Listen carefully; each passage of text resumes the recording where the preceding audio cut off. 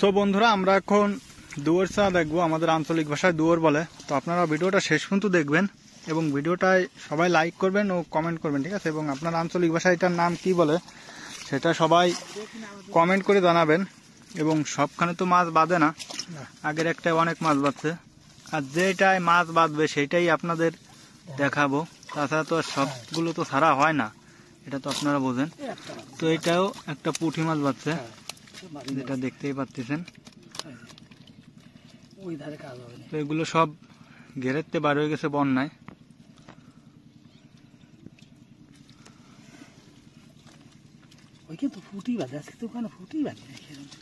বন্ধুরা, এখন আমরা দ্বিতীয় দুয়ারের কাছে চলে আসছি। এইভাবে 4টা-5টা দুয়ার আপনাদের চা দেখাবো, সবগুলো শেষ অবধি দেখবেন।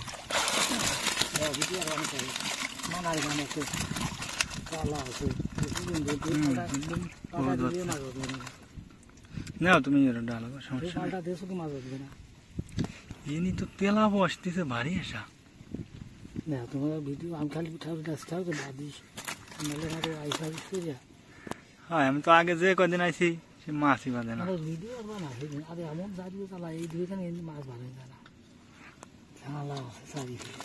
এটা দেশি কই বাচ্চা বড়।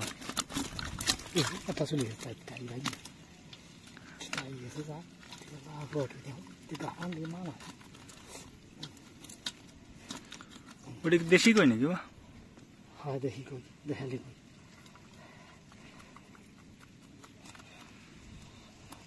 এখানে মুখ গেছে বাড়ির মা কি অসুবিধা তো। এই দুয়ারখানি মনে হয় লাকি দুয়ার। দুয়ার তো এবার সরি দুয়ার না।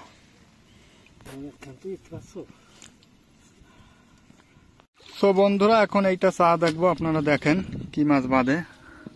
তো আগের গুলোতে তো ভালোই বাঁধছে, যেটা আপনারা দেখতেই পাচ্ছেন। তো এইটাই দেখা যাবে কি মাছ বাঁধে। এখানে একটা কই। হ্যাঁ,